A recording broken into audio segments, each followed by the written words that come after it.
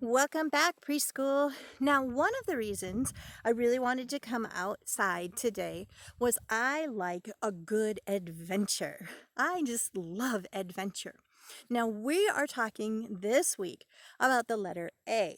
We already talked about apples, apples, and April, April, but adventure, adventure also starts with the letter A. So this is kind of like my way of having a little bit of an adventure without going too far from home. But I got our globe, and I was wondering if you remembered last week we were talking about animals that lived in a special country. Do you remember that country? Not our country, but another country a long way away called Australia. That's right. The kangaroos and the koalas and the kiwi was the neighbor of Australia. So I wanted to show you on our globe right here is Australia. Now we're way back up here, and Australia is all the way down there. So that is a lot of ocean away from us. But if you look at our globe, this beautiful earth that God has given us, you will notice that there are some really big chunks of land. So we have, like right here where we live is attached to a whole lot more land, and down here and here and here and here. And these are called continents. Now I know that's a big word, so could you say it with me? You ready?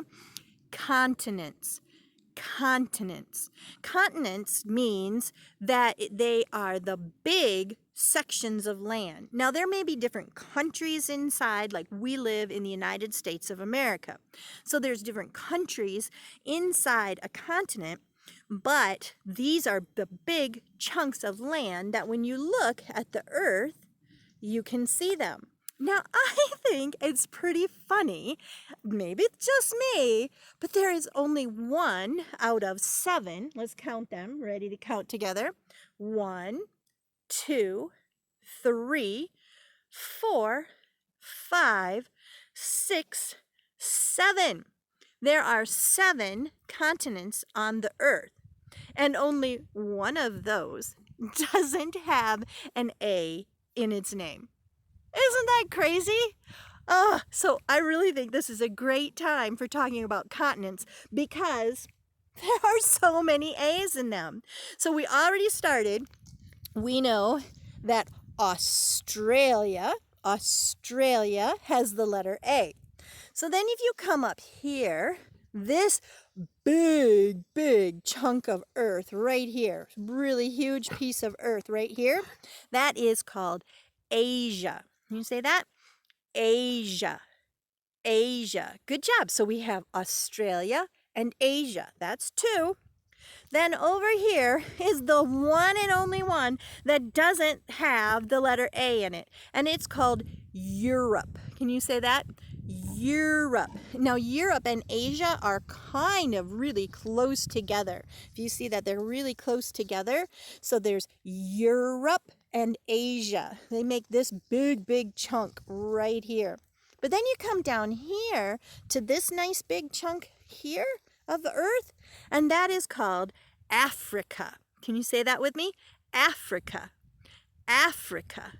Africa. So that makes, we're up to 4.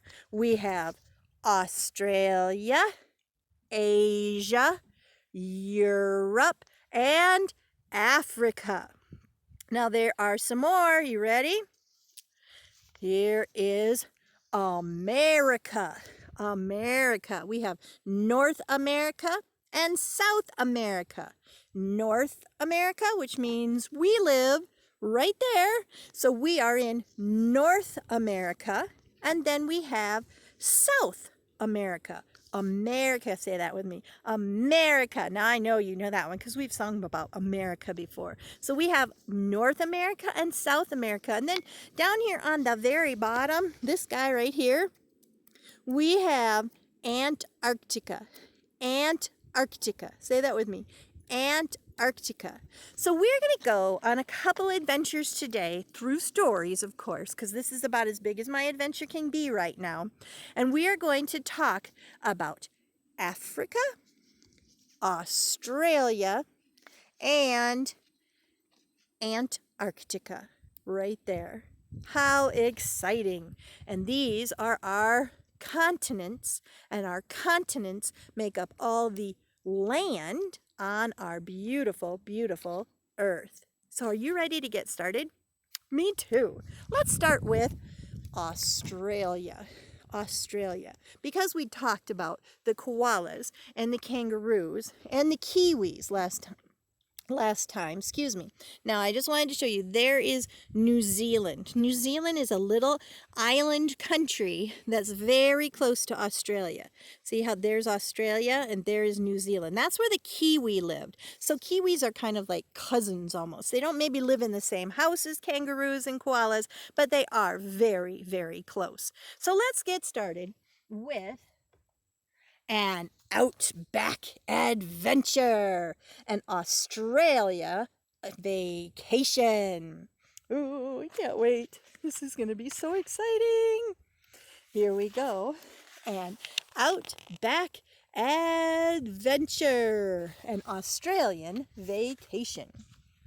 Now, James and his little brother Luke were excited about going on vacation with their parents. They would travel from their home in Perth to Broome, I hope I pronounced that right, in an Australian town in the remote area called the Outback. They planned to go fishing and walking in the country. James wanted to catch some big fish, and Luke could not wait to go swimming at the beach. Oh, the beach sounds like a fun trip, don't you think? So there is our, not only the country of Australia, but the continent of Australia. They're lucky they get to be the only one on there. Wow. Now, when James, Luke, Mom, and Dad arrived, they went to the campground near the beach. And right away, they all raced to the water for a swim. Then Dad rented a boat to go fishing. James was lucky. He caught 4 fish, 4 of them. 1, 2, 3, 4. Wow. Dad lit a campfire to cook the fish for dinner, and they were delicious. Do you see the 4 fish? 1, 2, 3, 4. James went and caught those, and he provided their whole dinner. How exciting! At the beach, the boys discovered giant footprints in the rocks. I think it's a dinosaur's footprint, said James excitedly. I found one too, cried Luke. It might be from a Megalosaurus, said Mom. They live in northern Australia. The Megalosaurus were carnivores, which means they ate meat. Can you say that? Carnivore. Carnivore. We've heard that one before. I think when we were talking about Gigantosaurus, they were eating meat. That made them carnivores. Wow. The next day, the whole family went walking in the bush, the Australian word for countryside. Luke discovered 2 giant mounds of earth. They were enormous termite nests. Wow, said Luke. Just imagine how many termites live in these huge nests. Thousands, replied James, and they are like a termite apartment building. Did you see there? There's that termite. Thousands and thousands and thousands of them. Wow, look at that, how tall those grow. Wow-wee. Now the boys climbed over some rocks and found a cave. Inside the cave were figures painted on the rocks. The paintings were made with red, yellow, and white clay. The colored clay showed pictures of people hunting. These were probably painted thousands of years ago by Australian Aborigines, explained Mom. Now those are the people that lived in Australia before they were colonized or before they were settled by people coming from that place called Europe. Now, that would be a picture right there of an Aborigine for Australia much like the United States had people, Native Americans, that lived here prior to people coming to settle here. Now, the next day, the family went to the beautiful beach. James and Luke saw some horses and asked if they could have a ride. After climbing into the saddles, James and Luke rode with the owners through the water on the beach, and at the end of their ride, they saw other riders. "Look," said Luke, "those people are riding camels." "It must be a bumpy ride," replied James. Now, first of all, I think it would sure be fun to be able to go horseback riding on the beach. Wow, look how deep that water is on the beach in the ocean. But then, right here, have you ever ridden a camel? Oh, how exciting! Now, it was raining the next day, so the family visited the Pearling Museum. They found out about the history of pearl diving, and they saw old costumes that pearl divers used to wear, and James got to hold an oyster shell. Look at that giant oyster shell. Can you see? Oh my goodness, that's huge. Wow! Now, divers used metal helmets to help them breathe deep under the water. "They look very heavy," said Luke. "It must be hard to swim with them on," James agreed. "This is certainly not what it looks like if you go scuba diving today. Boy, that big metal helmet would probably make you, oh, my head is so wobbly." James asked Dad about pearls. "Now, oysters grow deep under the water on the ocean floor," said Dad. "Divers jump off the boats and swim down deep to collect the shells. When they break open the oyster shells, they look for pearls inside." Now, these are pearls. That's what they were diving for, they were looking for. And a lot of times people like to make some beautiful, beautiful jewelry out of pearls. They're very rare, very nice. Now, if you look at this picture right here, when a piece of sand gets into the shell, the oyster coats the sand with layers of skin, and they harden to make these pearls. So, next time somebody is kind of bugging you and irritating you, just remember, if you coat it over with God's love, the next thing you know, something beautiful will come from it. So don't let an irritation keep you from the love of God and spreading the love of God, because you can make some beautiful pearls with that. Now, Mom took James and Luke to a muddy beach to find crabs. The crabs live in burrows under the sand and in the rocks. They come out to find food on the beach, and when a crab came out, James caught it with a hook. He was careful to stay away from those strong claws. Look at those big chomper claws. Wow! Good catching. James, you're so brave to catch that. The next day, James and Luke went to an outback station, or a ranch. It was a huge cattle station as big as a city.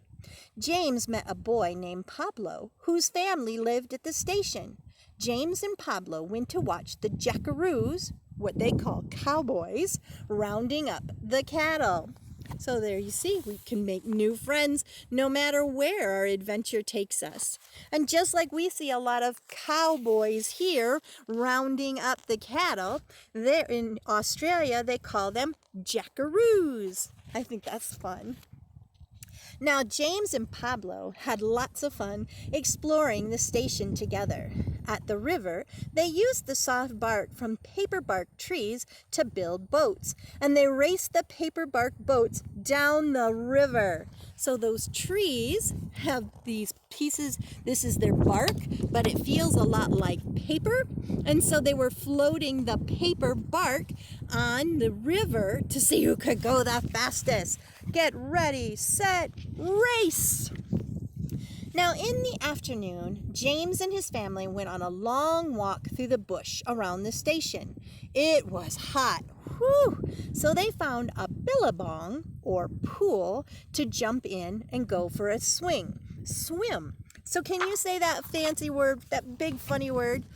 Billabong. Ready? Billabong. Say it one more time. Billabong. And now in Australia, that just means they found a nice, cool pond to go in. Wow. The colorful butterflies fluttered around the billabong. That one looks like a rainbow, said Luke. Aren't those beautiful? Wow, I like butterflies. Maybe our number one caterpillar is going to turn into one of those beautiful butterflies. Now, James, Luke, and their parents spent the next day at the bird observatory. The observatory is where scientists catch and count birds so they can find out how they behave and where they fly. James and Luke watched the scientists catching the birds with netting. James was even allowed to hold one of the young birds. Wow, how exciting! Very neat. On the last day of the trip, the family went for sightseeing flight in a helicopter. They flew over massive rocks called bungle bungles, or the Pernalulus, the Aboriginal name. "Oh, I wish we could stay," said James. Mom replied, "We'll have to come back soon for more adventures." Look at those really neat rock formations, and you can really see how intricate they are being in a helicopter. You're seeing them from above. How nice, how cool.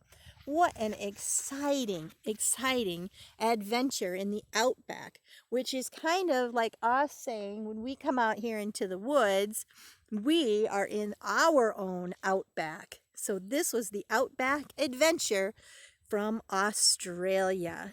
So I'll be back in a little bit. You never know where we're going to go next. Goodbye, Australia.